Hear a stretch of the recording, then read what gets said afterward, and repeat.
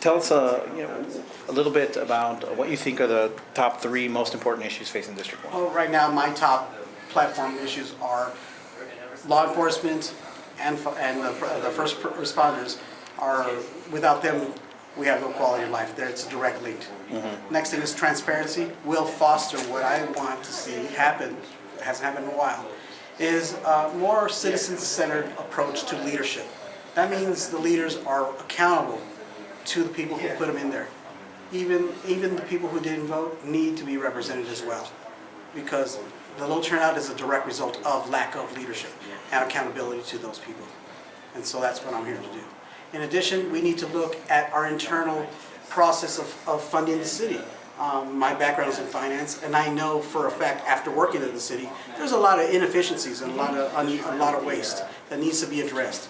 A lot of times, what City Council does is a problem comes up and they just add money to it to resolve it at the moment, rather than taking a proactive step prior to these problems coming up and cutting costs and making it more efficient. So how do you square that with your first priority about law enforcement and first responders? That's where you have to establish what I like to know, because a lot of people are going to say, let's cut across the board. That's reckless. You need to first, as a citizen base, a citizen-centered approach, is you need to identify what are those priorities, and you definitely know what priorities are in functioning as a government. Those are going to be at an absolute. And then based on that, you establish a selection of criteria, a criteria of selection on how you go about cutting, and then when you start really cutting. Okay, you're going to have to maintain an operation of a city government, and there are some things you just can't do without. Fire and police, you just cannot do without. Okay. What do you think distinguishes you most from the other opponents? There's several people running in the race. What do you think most distinguishes you from them? Well, I have a history in my jobs and my profession and my career where I was able to dissect every single department of City of El Paso and also Brownsville: policies, procedures, staff, infrastructure, methods of operations, delivery of service.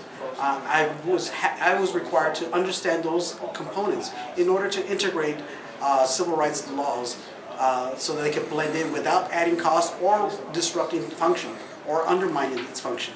So that gave me an education on government from airport to zoo. Okay.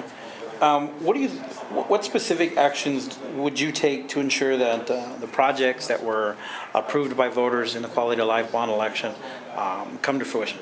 Well, we definitely have to hold our engineering staff more accountable in their estimating. Because what do you mean by that, accountable? Because you said accountable a lot. Well, okay, accountable. What does that mean? If you bring me a number and you say a building's going to cost $5 million, how did you come up with that number?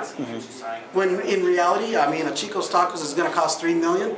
So, and I've done those kinds of projects. So $5 million is off the surface is already a concern, because we're talking about a significant piece of history, a historic museum, or that needs to be a cultural center that needs to be built, and brick and mortar alone is going to be expensive, and then concrete's already gone up 3 times the value, and so that was because the current council wasn't aware of what goes into projects, and I am. I've done inspections and plan reviews, and that's what I do. I consult owners on how to go forward with a project, and if it's too expensive, not to.